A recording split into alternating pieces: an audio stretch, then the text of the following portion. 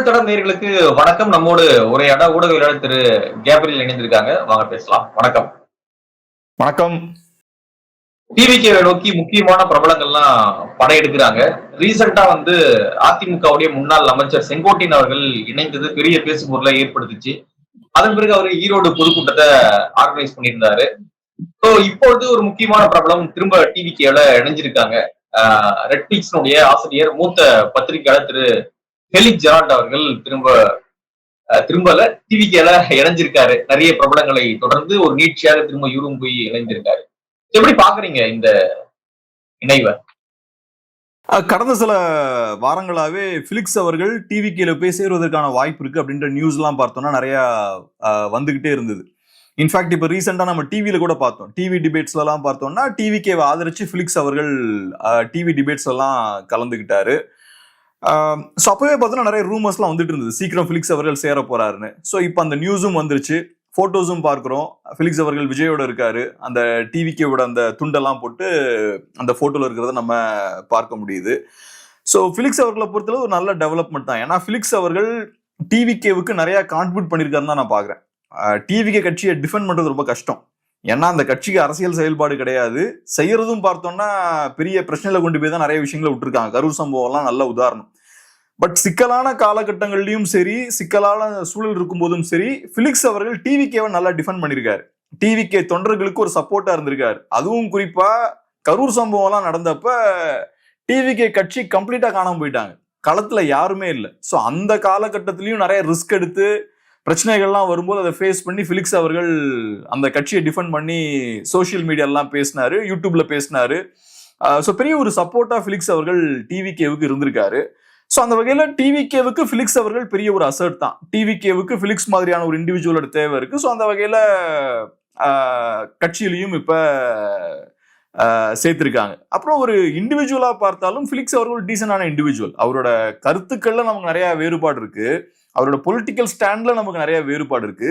But ஒரு இண்டிவிஜுவலா எடுத்துக்கிட்டோம்னா பெருசா பர்சனல் அட்டாக் பண்ணி பேசினதெல்லாம் நான் பார்த்தது இல்லை. ஓரளவுக்கு ஒரு மெச்சூர்டான ஒரு ஜேர்னலிஸ்டா பிஹேவ் பண்ணுவாரு. ரொம்ப இந்த பெரிய ஈகோவோட அவரை யாராவது அட்டாக் பண்ணியாச்சுன்னா அந்த கோவத்தை மனசுல வச்சுக்கிட்டே இருக்கிறது, இந்த விஷயங்கள்லாம் இல்லாத ஒரு ஜேர்னலிஸ்டா இருந்தா அப்படிதான் இருக்கணும் இல்லையா? இந்த மாதிரி விஷயங்கள் நிறைய நடக்கும். பர்சனலா நம்ம ஈகோ ஹர்ட்டா இருக்கலாம் வாய்ப்பு இருக்கு. அதெல்லாம் கடந்து போய் நம்ம பிரச்சனையா அணுகக்கூடிய அந்த மெச்சூரிட்டியும் வேணும். ஸோ அந்த விஷயம்லாம் பிலிக்ஸ்ட உண்டு.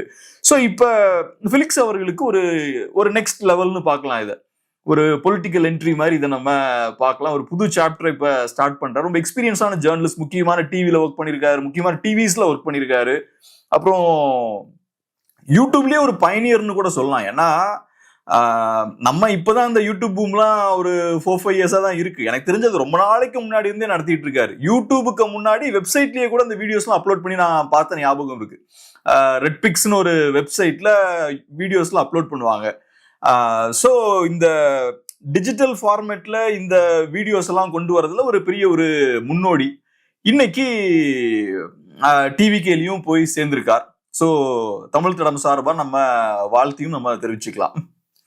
இப்போ நிறைய பேரு டிவிகேல ஜாயின் பண்றாங்க, நிறைய கட்சியில இருந்து விலகி போயிட்டு ஜாயின் பண்ணக்கூடிய விஷயம் எல்லாம் நடந்துகிட்டு இருக்கு. இது மாதிரி பத்திரிகையாளர்கள் எல்லாம் போய் ஜாயின் பண்றாங்க. ஸோ எப்படி டிவிகே எல்லாம் அகாமடேட் பண்ண போறாங்க? ஆல்ரெடி நிறைய அங்க ஆட்கள் இருக்காங்க, மன்றத்துல இருந்து உழைச்சி ரசிகரா இருந்து அப்புறம் கட்சியா மாறின பிறகு இங்க ஒர்க் பண்ணிட்டு இருக்காங்க. அவங்களை அகாமடேட் பண்றதானே சரியா இருக்கும். புதுசா போய் உள்ள இணைகிறாங்க பிரபலங்கள் அப்படின்னும் பொழுது இவங்களை எப்படி டிவிக்கு அகாமடேட் பண்ண போகுது, அவங்களை எப்படி திருப்திப்படுத்த போது எப்படி பாக்குறீங்க? இப்ப டிவிக்கில போய் சேர்றதுன்றது கஷ்டமான ஒரு காரியம். இப்ப நம்ம காலேஜ் எல்லாம் முடிச்சதுக்கு அப்புறம் மெடிக்கல் சீட் கிடைக்கிறது எவ்வளவு கஷ்டம். நம்ம ஸ்டூடெண்ட்ஸ் எல்லாருமே இன்ஜினியரிங் படிக்கணும், டாக்டர் ஆகணும்லாம் யோசிப்பாங்க. அதுவும் குறிப்பா மெடிக்கல் சீட் கிடைக்கிறது ரொம்ப கஷ்டமான விஷயம். நம்மளாம் அதை பத்தி பெருசா யோசிச்சிருக்க மாட்டோம். பட் பொதுவா நல்லா படிக்கிற ஸ்டூடெண்ட்ஸுக்கு மெடிக்கல் சீட் கிடைக்கிறது கஷ்டம் இல்ல. அந்த மாதிரி டிவிகே கட்சியில சேர்ந்து வேலை பார்க்கறதுன்றது சாதாரண விஷயம் இல்ல. டிவிகேவுக்குள்ள அவங்க சேர்க்கறதுன்றது கஷ்டமான ஒரு காரியம் தான். எனக்கு நிறைய நண்பர்கள் தெரியும், யூடியூப்ல எல்லாம் அவங்க டிவிகேவை சப்போர்ட் பண்ணி பேசிட்டு இருக்காங்க. அவங்களுக்கு எல்லாம் கட்சியில போய் சேரணுன்ற விருப்பம் இருக்கு. ஒரு கட்சியோட ஒரு பார்ட்டா, கட்சியோட ரெப்ரசன்டேட்டிவா பேசணுன்ற விருப்பம் இருக்கு. பட் பெருசா டிவிகே அவங்களை அகாமடேட் பண்ணல, அவங்கள உள்ள சேர்த்துக்கல, வெளிலதான் வச்சிருக்காங்க. அதே மாதிரி நிறைய தலைவர்கள் எனக்கு தெரியும், பொலிட்டிக்கல் பார்ட்டிஸ்ல இருக்க நிறைய தலைவர்களுக்கு டிவிகேல போய் சேரணுன்ற விருப்பம் இருக்கு. டிவிகே டோர்ஸை க்ளோஸ்டா வச்சிருக்காங்க, டிவிகே டோரை ஓபன் பண்ணல. ஸோ அந்த வகையில டிவிகேவுக்குள்ள போய் அந்த கட்சியோட சேர்ந்து செயல்படுவது அப்படின்றது ஒரு மெடிக்கல் சீட் கிடைக்கிற மாதிரி தான். அது ஈஸி கிடையாது கிடைக்கிறதுக்கு. ஸோ அந்த வகையில பிலிக்ஸ் அவர்கள் உள்ள போயிருக்காருன்றதே பெரிய விஷயம் தான். பிலிக்ஸ் அவர்கள், செங்கோட்டையன் அவர்கள், இந்த மாதிரி கொஞ்சம் இண்டிவிஜுவல்ஸை உள்ள கொண்டு வந்திருக்காங்க. பட் இப்ப நான் எப்படி பாக்குறேன்னா, இப்ப ஒரு கார்பரேட் கம்பெனி எடுத்துக்கிட்டீங்கன்னா ஒரு ப்ராடக்டை லான்ச் பண்ணுவாங்க, அதுக்கப்புறம் கணக்கு வச்சிருப்பாங்க, இன்னொரு 6 monthsல நம்ம ப்ராடக்டை மார்க்கெட்ல கொண்டு போகணும், அட்வர்டைஸ்மெண்ட் கேம்பெயின்லாம் ரன் பண்ணணும் அப்படின்ற மாதிரி டார்கெட் வச்சிருப்பாங்க. அதுக்கு முன்னாடி பாத்தீங்கன்னா ஒரு 3 monthsக்கு முன்னாடி ஒரு மார்க்கெட்டிங் டீமை அசம்பிள் பண்ணுவாங்க. ரைட், இந்த ப்ராடக்டை லான்ச் பண்ணணும்னா நம்ம ஒரு 4-5 எக்ஸ்பீரியன்ஸ்டான மார்க்கெட்டிங் பீப்புள் நமக்கு தேவை, இந்த மாதிரியான சேல்ஸ் எக்ஸிக்யூட்டிவ்ஸ் தான் தேவை, அவங்களெல்லாம் ஹையர் பண்ண ஆரம்பிப்பாங்க. டக்குன்னு அப்புறம் மார்க்கெட்ல இந்த பொருளை ரோல் பண்ணுவாங்க. ஏறக்குறைய அந்த மாதிரி தான் டிவிகே பொலிட்டிக்ஸ் அவங்க பண்றாங்க. எலெக்ஷன் அப்படின்ற ஒரு பெரிய ஒரு இவெண்ட் வருது. ஸோ அந்த எலெக்ஷனை நம்ம ஃபேஸ் பண்ணணும். எலெக்ஷனுக்கு முன்னாடி நம்ம அப்ப எலெக்ஷனை ஃபேஸ் பண்ணணும்னா நம்ம கருத்துக்களை மக்கள்கிட்ட கொண்டு போறதுக்கு சில ஆட்கள் வேணும். ஸோ பிலிக்ஸ் அங்க உள்ள வராரு. அப்புறம் அசம்பாவிதம் எதுவும் நடக்காம விஜயோட இவெண்ட்ஸ் எல்லாம் ப்ராப்பரா மேனேஜ் பண்றதுக்கு ஒரு இவெண்ட் மேனேஜர் மாதிரி ஒரு ஆள் வேணும், ஒரு அட்வைசரும் வேணும். ஸோ அந்த இடத்துல செங்கோட்டையனை உள்ள கொண்டு வராங்க, எக்ஸ்பீரியன்ஸான ஒரு பொலிட்டிஷியனை கொண்டு வராங்க. இது போக எலெக்ஷன் ஸ்ட்ராட்டஜி டீம் எல்லாம் இருக்காங்க, அந்த ஸ்ட்ராட்டஜிஸ்டுகள் நிறைய பேர் இருக்காங்க. ஸோ ஒரு பொலிட்டிக்கல் பார்ட்டி இப்படி ஃபங்க்ஷன் ஆகக்கூடாது. ஒரு எலெக்ஷன் அப்படின்ற ஒரு விஷயத்த ஒரு கமர்ஷியல் ப்ராடக்ட் மாதிரி நீ அணுகக்கூடாது. எலெக்ஷனை ஒரு கமர்ஷியல் ப்ராடக்ட் மாதிரி நீ அணுகும் போது அதை ஒரு பிசினஸ் ஸ்டைல நீங்க மேனேஜ் பண்றீங்க. ரைட், இதுக்கு இவர் வேணும், அதுக்கு அவர் வேணும், அப்படி கிடையாது அது. அதனாலதான் நீங்க ஒரு பொலிட்டிக்கல் பார்ட்டியா நீங்க ஃபங்க்ஷன் ஆயிருந்தீங்கன்னா you will be producing leaders. நீங்க லீடர்ஸை உருவாக்கக்கூடிய வேலைகள்ல ஈடுபட்டு இருப்பீங்க. ஆனா இவங்க எலெக்ஷனை ஒரு அரசியல் சார்ந்து இவங்க அணுகல. அதனாலதான் இவங்க பார்த்தோம்னா ஒருத்தங்களையா உள்ள கொண்டு வராங்க இந்த மாதிரி. ரைட், நமக்கு மீடியானா ரைட் பிலிக்ஸ், அப்புறம் நமக்கு கன்சல்டிங், அப்புறம் இந்த ஈவென்ட் மேனேஜ்மெண்ட்னா செங்கோட்டையன், அந்த ஸ்டைல்ல பண்றாங்க. ஸோ அதனாலதான் லீடர்ஸுக்கு பெரிய ஸ்பேஸும் இல்லை அங்க. லீடர்ஸ் உள்ளேயே போனாலும் என்ன பண்ணுவாங்க அங்க? விஜய் வர வரைக்கும் வேடிக்கை பார்த்துட்டு தான் இருக்கணும். எப்படி? புரியல. எப்படி? காளியம்மாள் அவர்கள்லாம் உள்ள இணையாம இருக்கிறதுக்கு இதான் காரணம் நினைக்கிறீங்களா? பெரிய விஷயம் உள்ள ஒண்ணும் இல்லைன்னு. நாளைக்கு காளியம்மாள் அவர்களும் உள்ள போவதற்கான வாய்ப்பு இருக்கு. இன்ஃபேக்ட் நான் இன்னைக்கு கூட பார்த்தேன்னா நிறைய நியூஸ்லாம் வந்தது, காளியம்மாள் உள்ள டிவிக்கேல போய் சேர்றதுக்கு வாய்ப்பு இருக்குலாம் வந்தது. நமக்கு தெரியல, அதெல்லாம் ஹேஷியங்களா தான் அந்த மாதிரியான நியூஸ்லாம் வந்துட்டு இருக்கு. ஆனா நான் என்ன சொல்லுவேன்னா, டிவிக்கே ஃபர்ஸ்டே காளியம்மாள் அகாமடேட் பண்ணியிருக்கலாம். காளியம்மாள் உள்ள போனாங்கன்னா அவங்களுக்கு பொலிட்டிக்கலா பெரிய ஆக்டிவிட்டிக்கான ஸ்பேஸ் இருக்காது, ஒரு லீடரா செயல்படுவதற்கான ஸ்பேஸ் இருக்காது. காளியம்மாள் அவர்களால அவங்க பகுதியில டிவிக்கே கட்சியை கட்டுவது, ஒரு மாச பில் பண்றது, இதுக்கான ஸ்பேஸ்லாம் டிவிக்கேல இருக்காது. ஏன்னா அது ஒரு பொலிட்டிக்கல் பார்ட்டி இல்ல, பொலிட்டிக்கல் ஆக்டிவிட்டி இல்ல, பொலிட்டிக்கல் ஐடியாலஜி இல்ல, பொலிட்டிக்கல் ஆக்ஷன் இல்ல. இதெல்லாம் எதுவும் இல்லாம நீங்க மட்டும் உங்க பகுதியில ஒரு பேஸை பில் பண்ண முடியாது. சோ நீங்க ஒரு பொலிட்டிக்கல் லீடரா இவால்வ் ஆக முடியாது. காளியம்மாள் அங்க போய் சேர்ந்தாங்கன்னா ஒரு பொலிட்டிக்கல் லீடரா இவால்வ் ஆக முடியாது, அதுக்கான ஸ்பேஸ் அங்க கிடையாது. ஆனா வரிசையா ஒரு 10 பேர் பேசுறாங்க பாருங்க விஜய் பேசும்போது. ஃபர்ஸ்ட் ஆரம்பிக்கும் போது கொஞ்சம் யங்ஸ்டர்ஸ் ஆரம்பிக்கிறாங்க, சின்ன வயசு பசங்க எல்லாம் கொஞ்சம் பேர் பேசுறாங்க, அதுக்கப்புறம் கொஞ்சம் கொஞ்சமா மற்ற சீனியர்ஸ் எல்லாம் பேச ஆரம்பிக்கிறாங்க. அந்த லிஸ்ட்ல உங்களையும் ஒரு ஆளா பேச வைப்பாங்க, நீங்களும் ஒன் ஆஃப் த இண்டிவிஜுவலா அந்த லிஸ்ட்ல இருக்கலாம். செங்கோட்டையனே அந்த லிஸ்ட்ல உட்கார வச்சுட்டாங்க. அவ்வளவு பெரிய லீடர், பெரிய ஸ்டேச்சர் உள்ள ஒரு லீடர். 2 minutes அந்த ஒரு 10 பேர் பேசுறாங்க, அதுல ஒன் ஆஃப் த ஸ்பீக்கர்ஸா செங்கோட்டையனும் பேசுறாரு.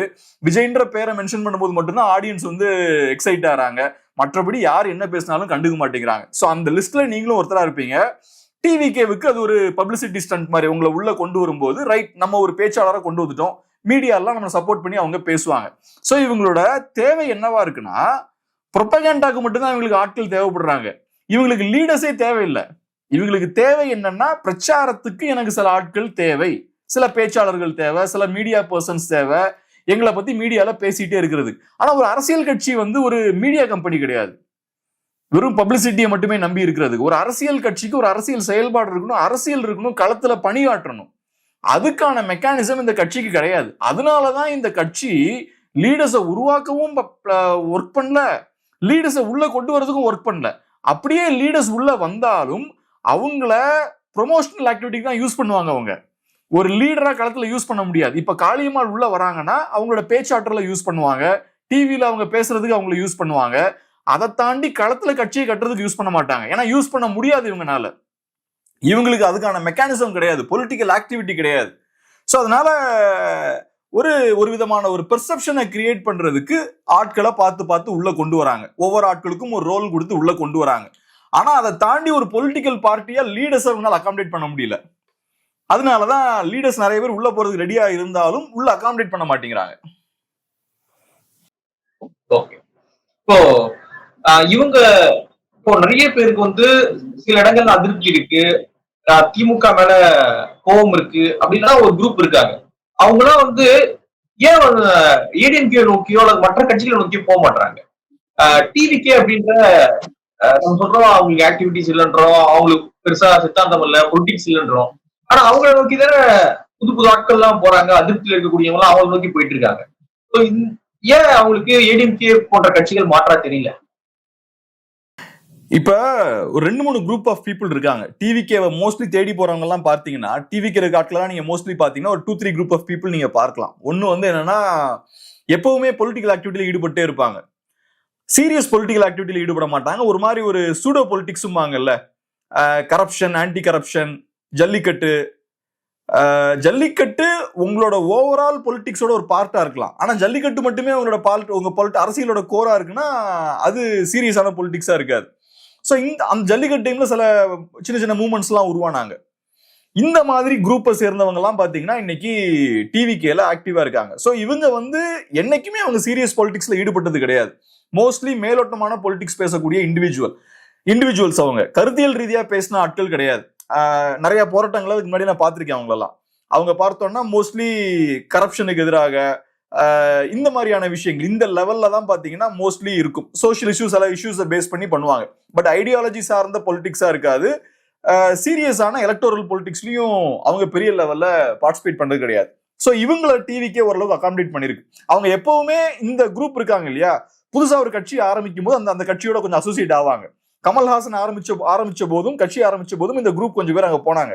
ஸோ அவங்க இன்னைக்கு டிவிகேலையும் அந்த மாதிரியான குரூப்ஸ் கொஞ்சம் பேர் டிவிகேலையும் இருக்காங்க. அவங்களுக்கு இது ஒரு நல்ல ஒரு பிளாட்ஃபார்ம். அவங்களோட பொலிட்டிக்கல் கெரியரை ஸ்டார்ட் பண்றதுக்கு ஒரு விசிபிலிட்டி கிடைக்கிறதுக்கு நல்ல ஒரு பிளாட்ஃபார்ம். நீங்க நார்மலா திமுக அதிமுக போனீங்கன்னா அது அங்க எல்லாம் பணத்துன்னு கொட்ட போட்டவங்க இருப்பாங்க, எல்லாம் நல்ல எக்ஸ்பீரியன்ஸ் ஆட்கள் இருப்பாங்க. நீங்க ஈஸியாலாம் உள்ள போய் உங்களுக்கு இந்த விசிபிலிட்டி கிடைக்காது. பட் டிவிகேல உங்களுக்கு ஈஸியான விசிபிலிட்டி கிடைக்கும். அதனால அவங்களுக்கு இது நல்ல பிளாட்ஃபார்ம்.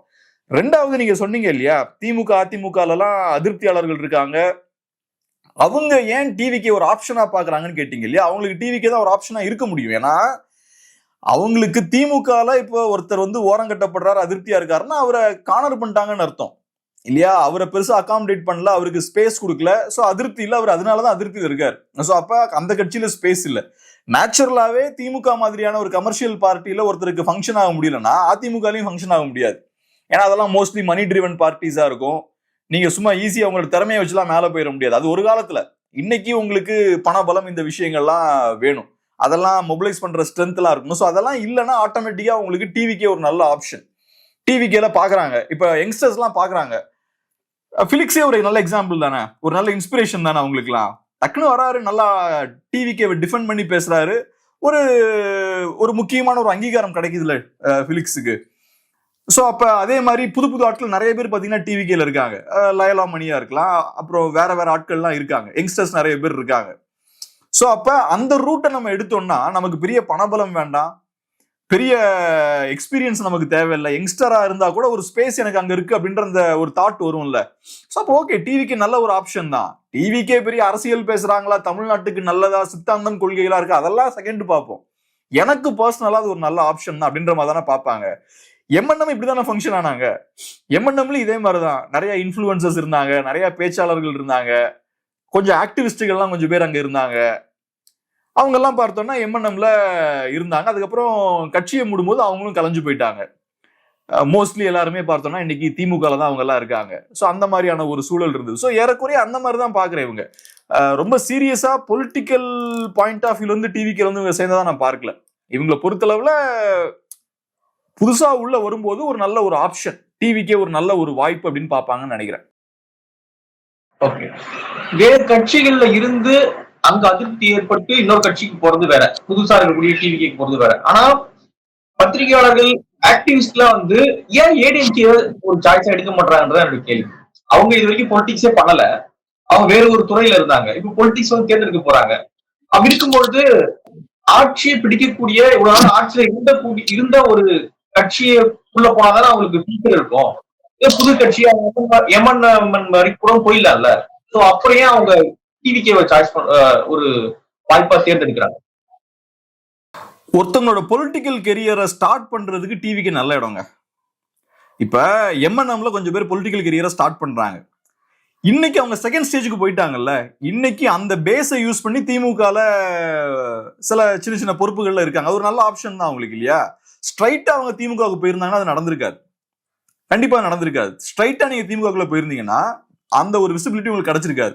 ஸோ எம்என்எம்ன்ற பிளாட்ஃபார்மை யூஸ் பண்ணி நீங்க ப்ரூவ் பண்றீங்க. ரெண்டாவது நீங்க டிஎம்கேல போய் சேர்றீங்க. இப்ப என்னை பொறுத்தளவுல அது தவறான ஒரு விஷயம். ஏன்னா நீங்க ஒரு அரசியலை மக்கள்கிட்ட கொண்டு போறீங்கன்னா சீரியஸா கொண்டு போகணும். திமுக எதிர்ப்பை நீங்க மக்கள்கிட்ட கொண்டு போறீங்கன்னா அதுல நீங்க தீவிரமா இருக்கணும். நான் ஃபர்ஸ்ட் எம்என்எம்ல இருந்து திமுகவை எதிர்ப்பேன், அதுக்கப்புறம் நான் திமுகலயே சேருவேன், அந்த கதை இருக்கக்கூடாது.